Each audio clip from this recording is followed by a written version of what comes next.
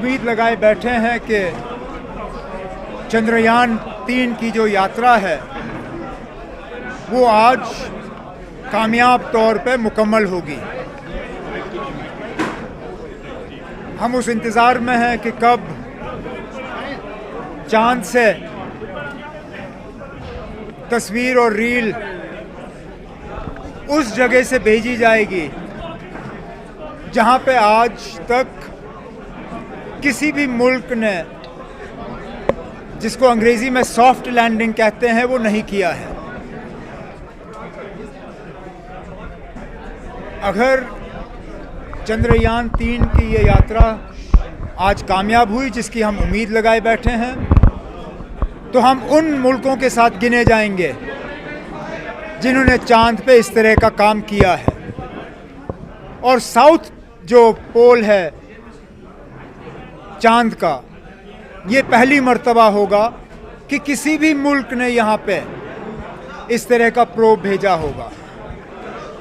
आपकी तरह हम भी अब एक नज़र इस पे लगाए बैठेंगे और उम्मीद की कामयाबी रखेंगे।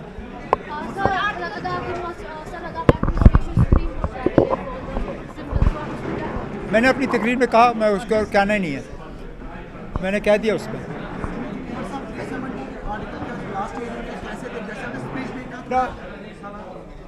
मैं उन तमाम वकीलों का शुक्रगुजार हूँ जिन्होंने इसमें हिस्सा लिया।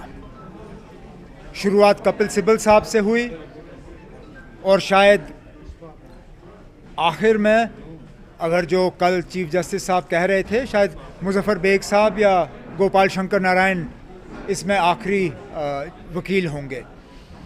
मैं एक एक का शुक्रिया करना चाहता हूँ क्योंकि हर एक ने इसमें हिस्सा लेके, एक तो जम्मू कश्मीर के उन लोगों को जो 5 अगस्त 2019 के फ़ैसले के साथ नहीं थे, उनको ये एहसास दिया कि वो अकेले नहीं हैं, और मुल्क के सबसे बेहतरीन वकीलों को जम्मू कश्मीर के हक़ में बोलते हुए सुप्रीम कोर्ट में वाकई हमें लगा कि हम अकेले नहीं हैं इस लड़ाई में। बहुत मतलब हेवी और कॉन्स्टिट्यूशनली एप्ट जो आर्ग्यूमेंट्स रही, मैं तो अपनी जगह मुतमईन हूँ कि इससे बेहतर शायद हम कर नहीं सकते थे। अब इंतज़ार करेंगे हुकूमत का जवाब क्या रहता है और फैसले का।